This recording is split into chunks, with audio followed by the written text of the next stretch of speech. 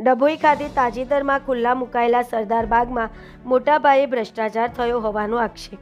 ડભોઈમાં રૂપિયા 2.30 કરોડના ખર્ચે બનેલા સરદાર બાગમાં લોકાર્પણના 6 જ દિવસમાં ભ્રષ્ટાચારની પોલ ખુલી। ડભોઈ ખાતે તાજેતરમાં ખુલ્લા મુકાયેલા સરદાર બાગમાં મોટા પાયે ભ્રષ્ટાચાર થયો હોવાના આક્ષેપ સાથે કોંગ્રેસે સરકારને ઘેરી વિધાનસભાના વિરોધ પક્ષના નેતા અમિત ચાવડા અને તુષાર ચૌધરીએ બાગની મુલાકાત લઈ કામગીરીની ગુણવત્તા સામે ગંભીર સવાલો ઉઠાવ્યા છે। અમિત ચાવડા સરકાર પર આકરા પ્રહારો। મુલાકાત દરમિયાન અમિત ચાવડાએ જણાવ્યું હતું કે આ બાગ ભ્રષ્ટાચારનો જીવતો જાગતો નમૂનો છે। તેમના મુખ્ય મુદ્દાઓ નીચે મુજબ હતા। રૂપિયા 2.30 કરોડના કુલ ખર્ચામાંથી અંદાજિત રૂપિયા 2 કરોડની ખાયકી થઈ હોવાનો દાવો કર્યો છે। નબળી ગુણવત્તા બાગ ખુલ્લો મુકાયાના માત્ર 6 જ દિવસમાં લોખંડના સાધનો પરથી કલર ઉખડી ગયો છે અને કાટ લાગવાની શરૂઆત થઈ ગઈ છે। વહીવટી તંત્રના પર પણ સવાલો। ચીફ ઓફિસરની બદલી થઈ હોવા છતાં તેમને છૂટા કરવામાં આવ્યા નથી। અમિત ચાવડાએ આક્ષેપ કર્યો કે કદાચ આનો હપ્તો છેક કમલમ ભાજપ કાર્યાલય સુધી જતો હશે, એટલે જ અધિકારીને છૂટા કરતા નથી। ઈડીની તપાસની માંગ। અમિત ચાવડાએ સીધો પડકાર ફેંકતા કહ્યું કે જો અમિત શાહ અને નરેન્દ્ર મોદીને ગુજરાતની ખરેખર ચિંતા હોય તો ઈડીને ચીફ ઓફિસરના ત્યાં મોકલે તો દૂધનું દૂધ અને પાણીનું પાણી થઈ જશે। વિધાનસભા ગુંજશે। ભ્રષ્ટાચારનો મુદ્દો। વિરોધ પક્ષના અન્ય નેતા તુષાર ચૌધરીએ પણ બાગની દુર્દશા જોઈને રોષ વ્યક્ત કર્યો હતો। તેમણે ખાતરી આપી હતી કે સરદાર બાગના નિર્માણમાં થયેલા આ વ્યાપક ભ્રષ્ટાચારના પુરાવો વિધાનસભા ગૃહમાં રજૂ કરવામાં આવશે।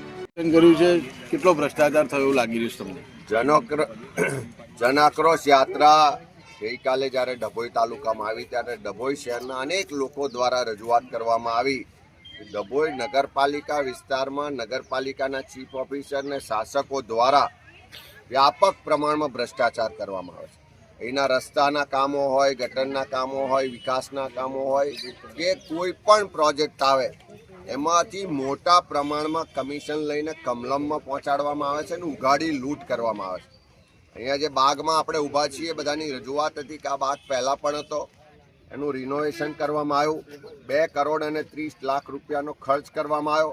હજુ 22 ડિસેમ્બરે એનું લોકાર્પણ થયું। આજે 28 ડિસેમ્બરે આપણે આ જગ્યાએ ઊભા છે। અહીંયા જે રમતગમતના સાધનો છે તમે જોઈ શકો છો કે એક જ અઠવાડિયામાં સાધનોના કલર ઉડી ગયા છે, સાધનો પર કાટ આવી ગયો છે, સાધનો તૂટી ગયા છે અને જે રીતનું અહીંયા જે કામ થયું છે જોઈએ તો આ 2 કરોડ અને 30 લાખનું કામ દેખાતું નથી।